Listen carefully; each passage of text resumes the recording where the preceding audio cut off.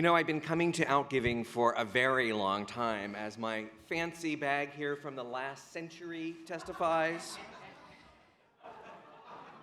And if there is indeed one lesson, one mantra of OutGiving, for all these years, it is to give.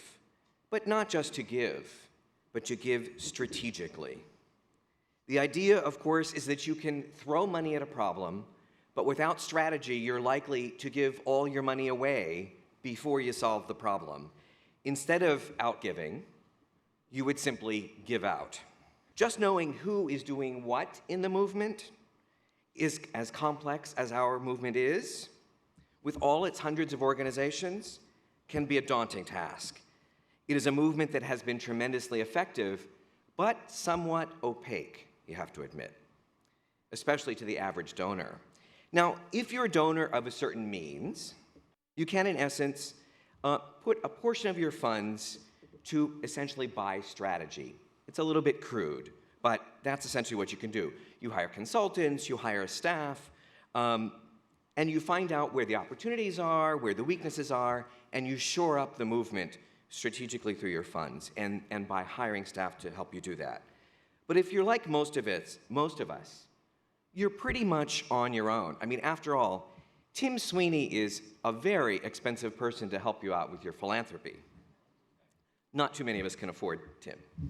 But even then, large private foundations like Gill Foundation don't go it alone when they're trying to solve problems. They, in fact, do it, they work collaboratively. They give strategically and they give collaboratively.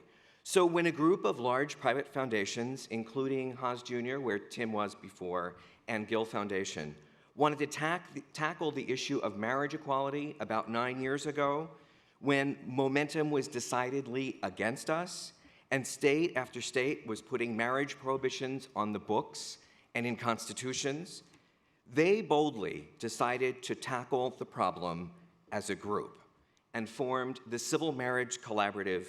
Together, this group has given more than $16 million to the movement, to the marriage equality movement, mostly investing in message research, leadership development, and educating the public about the harms of marriage inequality. And almost every one of those dollars was spent before ballots were on the, before there were ballot initiatives ready to go, before a single signature was gathered.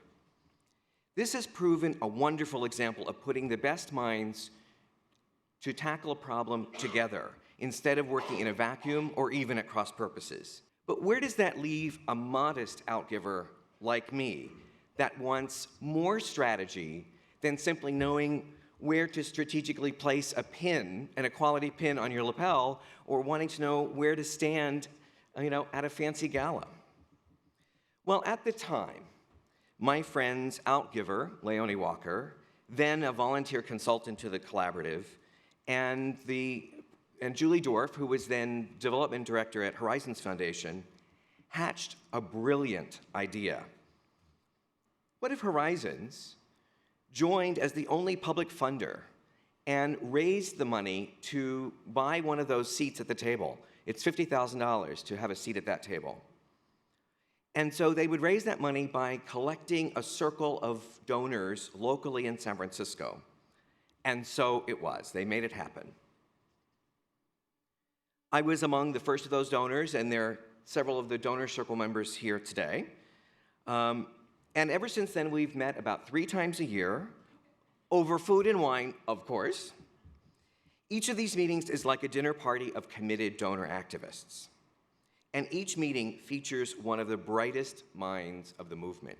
And those conversations, those dinner conversations, are rich and wonderful and meaningful, and we get to really play with the ideas and the strategies behind the marriage equality movement. And I don't know that we have numbers, but typically the average donor circle member goes on to give 50 cents or $1. For every dollar they give to the donor circle, they give 50 cents or $1 to some of these other organizations that come and speak to us. So it's an effective way of multiplying the dollars in the movement. Through the donor circle, we stay connected to each other and to the strategies of the National Collaborative and to those individual organizations that are actually doing the work in the movement. And boy, has the Civil Marriage Collaborative made a difference. Case in point, Maine. Over $2 million was spent by the Marriage Collaborative in Maine to build awesome leadership and to find the right messages and messengers that finally turned that state around. We also invested significantly in the 3 other states that finally won marriage equality. And in fact, we invested in every jurisdiction that has won marriage equality to date. Needless to say, when you look at these slides, you understand how proud I am to have been a small part of that bigger strategic movement. It's probably the most important philanthropic decision I have ever made. And because of the work of the collaborative, we're changing hearts and minds every single day. On my own, I would never have known which organizations to give to, when to give to them, or what tactics they ought to employ. But by working collaboratively and strategically, work gets done. Of course, we have many more states ahead of us, and we've already been investing in those states. And looking towards those states, Horizons and I have been reaching out to bring this experience of our donor circle to even broader groups of donors. Up till now, we've had a minimum donation of $5,000 to keep the group small and expenses low. And although that minimum donation is within the realm of what we OutGivers can do, it's a little bit out of reach for the average donor. And we're working on ways to literally widen the circle of donors. So one of the things we did last week, Thursday, the day after the Supreme Court arguments, we heard excerpts from the case as narrated by NCLR and ACLU, Matt Coles and Chris Stoll. And we brought community members together to listen to those transcripts and hear that narration together. And by the way, we're going to do a lunch panel, one of the round tables at lunch, and we're going to do a repeat encore performance of that. So if you want to hear excerpts from the Windsor case and hear from James Essex of ACLU, we'll relive that experience together. So my hope is that we can provide an on-ramp for other donors and donor circles around the country who want to gain marriage by giving strategically and giving collaboratively. And I would love to engage any of you who are interested in both this particular donor circle, but also in the interest of forming other donor circles that might be able to tackle other problems in our movement, issues of bisexual visibility or transgender issues. This has, I think, application far beyond even just the marriage movement, and I would enjoy having a dialogue with you about that. Thank you.